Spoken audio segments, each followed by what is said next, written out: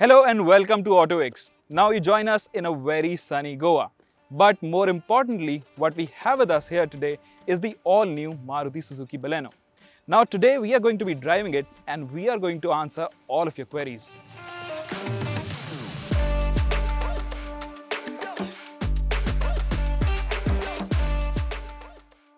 The moment you see the new Baleno, the first thing that springs to mind is if it's the same old car. So is that the case? Or is the 2022 version an all-new car? Well, that's a tricky one to answer because Maruti Suzuki says that it is the new age Baleno. That means it is an all-new car. And again, the previous gen Baleno has been around for 6 years. So that means this is supposed to be an all-new version. But on the face of it, it looks exactly like the old car in the sense the silhouette, the profile is more or less the same. But you'll see big changes on the front because this one gets a brand new grille. And of course, the headlamps are also brand new. So this has a bit of CS sort of a touch, but then it comes with these unique touches like these triple LED lights which look quite cool. And then you also have got LED projector lamps. Now same is the case with the bumper. It's new and it's been sort of pushed backwards, and this one gets this nice chrome element as well as LED projectors. So the front end definitely looks more upmarket, but then you can sense that it is a Baleno overall. Now moving to the side, you'll notice that this car has got new alloy wheels. Again, these are 16-inch wheels, but then the design is new. Now the side profile is probably the most unchanged, but then you have got this really nice chrome treatment around here, and you have more prominent character line in the sense the shoulder line, as you can see, it's quite prominent, and the similar 3D effect is also down on the doors. So overall, I think from the side it looks exactly like the old Baleno. But like I said, they say that this is the same platform, the hard-tech platform, but it's the most advanced version of that platform. And the wheelbase is also identical as the outgoing car. This is 20 millimeters. So on that front, I think this is more or less unchanged. Now, if you come towards the back, this is where the changes are again more prominent because like I said, in profile, it looks exactly like the old car, but the lamps are all new. And then this car also has this nice chrome applique around here. So I think it looks more premium. It looks more upmarket, but more than an all-new version, this looks like a facelifted version of the old Baleno. But then there are more changes under the skin, especially inside the car. So let's hop in and find out what all things have changed there. So the interior, again, it's more or less familiar, but then there are a lot of new bits. So first and foremost, this has a triple layered sort of format because this one gets a nice dashboard design in the sense the old Baleno used to feel dated. So this has black on top, then there is this silver or grey sort of finish in between, and then at the bottom it is blue. It is very light, like in direct sunlight it feels like black, but this is actually blue shade. So apart from that, you also get this brand new 9-inch touchscreen infotainment system, and it is very crisp. It feels like an iPad or something like that. So compared to the old touchscreen, this is definitely much better. It's also quite intuitive, but again, it misses out on one of the key things, which is a physical knob for volume controls. Now, elsewhere, you also get these new AC vents. Again, the whole dashboard design has sort of changed, but it is a familiar sort of unit. Now, what I like the most is, of course, the AC controls, because you have nice, big, chunky buttons to adjust the climate inside the car. And you also have got these quick buttons around here, like for auto, for AC on, for recirculation. So this is a very practical touch. And I think compared to the old car, this definitely feels more practical and more intuitive. Now, coming to the steering wheel, again, this is all new. This is something that we have already seen with the Desire as well as the new Swift. So the steering wheel is again sort of familiar. It is a flat bottom unit, and it has got controls and all that. So overall, of course, it feels more upmarket. The dials are still analog, so I think it gives the car a very sort of driver focused look, and I actually liked it because the old car also felt more or less similar, and this engine, like we'll talk later, it likes to be revved, so you quite enjoy these analog tach and the analog speedometer. Apart from that, of course, there is that digital driver display in the middle, and it shows you all sort of information. Now, one big addition to this car is, of course, it comes with a 360-degree camera, of course, the top-end variants, and it is quite good actually. The camera quality is not the best, but it is sort of in between. It's not bad as well. like we have seen in budget cars, these cameras are not of great quality, but this is quite decent, I think. And in terms of usage also, I think it's quite practical and you can see around things quite comfortably. Now, of course, it also comes with Android Auto and Apple CarPlay connectivity, but it is not wireless. You have to use the wire, and it also doesn't get USB Type-C ports. Now, another thing is, if you talk about the quality overall, it feels definitely more upmarket, and everything, I think it definitely feels better than before.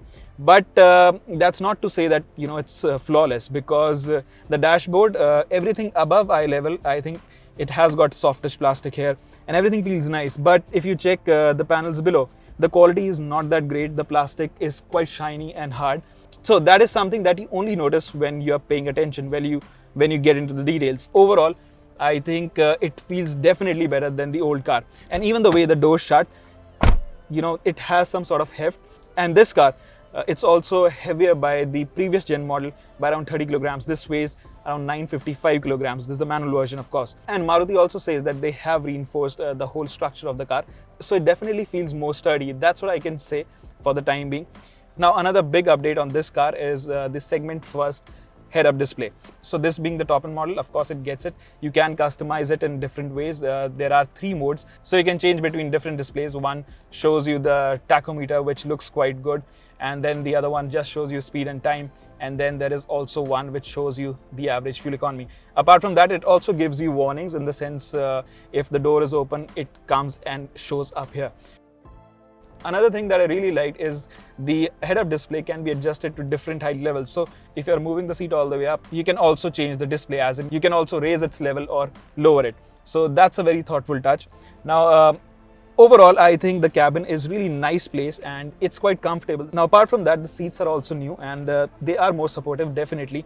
You can see there's more side support and there is more shoulder support as well. So you sit here comfortably. But again, they don't feel as premium as some of the other cars, because these are not leather seats, these are fabric seats, and they are very soft. So over long distances, probably they're not going to be the most comfortable. That was the problem with the old Baleno as well. So we have to drive it for longer distances to see if these seats are actually that comfortable.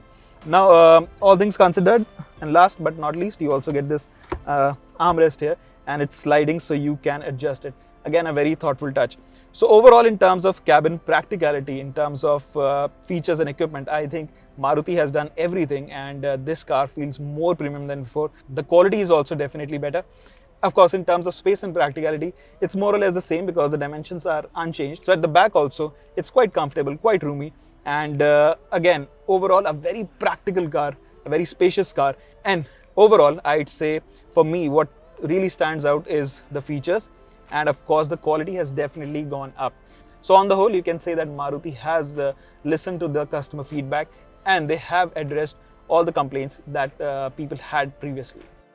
On the safety front, the Baleno now gets dual airbags, ABS with EBD and ISOFIX anchors as standard. Higher variants like Zeta and Alpha get 6 airbags, ESP and hill hold assist.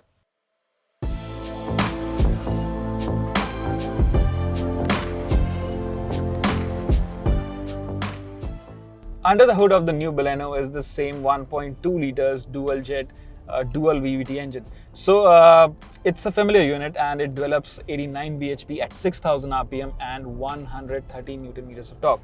So again, like I said, it's a familiar unit, and in terms of performance, it's more or less the same, because this engine, well, it's really hard to falter, because in terms of performance, it has performance all the way to its red line, which is around 6200 rpm, and it's very linear in that sense also. You don't feel that it's a naturally aspirated small unit.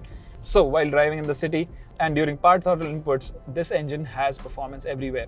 Of course, the low end is a little weak, as in below 2000 rpm. If you're in second gear, it is going to get difficult to go uphill. But overall, the mid-range and even the top end of this car, it is quite decent and very adequate for a car of this size, because it doesn't feel slow, it doesn't feel underpowered, and it revs quite freely.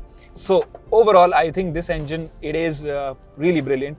And in terms of refinement also, at low RPMs during cold start, you can feel it's a little gruff, but once you get going, it revs quite freely, and it's also very, very refined. At the same time, it also produces some really nice noises, in the sense, as in it feels quite sporty when you're revving it out. So overall, I think honestly can't falter this powertrain. This also comes with mild hybrid tech, so that means in terms of fuel economy also you're covered. And we just drove this same engine in the old car, in the old Baleno 1.2. So in that car we did the fuel economy run and it returned a phenomenal 21 kilometers per liter. This one also is going to be no different, I think, because this has a claimed fuel efficiency of 22 kilometers to a liter. So again, in real world conditions, it is going to give phenomenal fuel efficiencies. So overall, if you think about it, this engine is absolutely flawless. Coming to the gearbox, it is the same 5-speeder. So in terms of shifts, in terms of how it feels, it is very snappy and it feels very engaging. It has short throws, very crisp, and everything is quite effortless, including the clutch as well as the gear throws. The greatest thing about this powertrain is that it feels effortless everywhere. So if you're driving it in the city or you're on the highway, it has ample performance all the time. So for me, that is probably the best part of this engine because it never feels that it's lacking something. At the same time, it also comes with mild hybrid tech. So like I said, fuel economy is going to be brilliant. But at the same time, that ISG, integrated starter generator, well, that gives you that little bit of poke at low RPMs. And when you're driving in the city, the car, all the systems are still running, but you're virtually burning no fuel. So in terms of that, also in terms of technology, this is a very advanced engine, and overall, honestly, you can't fault it. So the biggest change in the new Baleno, I think, comes in the dynamics department because this car has new suspension, it has got bigger brakes, and you immediately feel that because the ride is more pliant, it is more supple, but it feels firm. And when you're driving it fast or when you're going over bad roads at low speeds, you can feel that the suspension has been reworked because the damping, it feels a little more stiff, it feels firm in that regard. And I quite like it because the Baleno, it has a very capable chassis. So if you want to drive it fast, you are going faster on bends, it feels more communicative now. And another thing is the steering wheel. It also has been reworked and you can immediately feel this because this has more feedback. It feels more firm also and it is quite direct.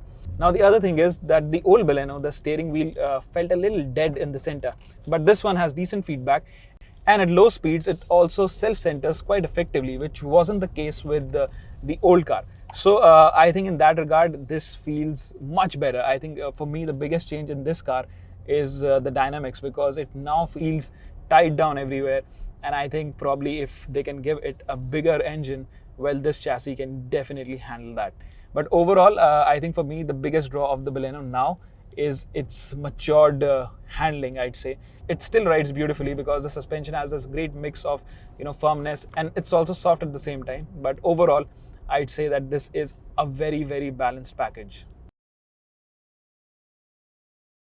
So on the whole, the Baleno, well, what can you say about it? I mean, in the sense, even if you criticize it, there is not much to criticize, and it is going to be a sales hit because even the previous gen Baleno, Maruti was dispatching close to 15,000 units per month. So they didn't need to fix it, but still they have done all the changes. And in terms of safety also, they are saying that they have improved this car.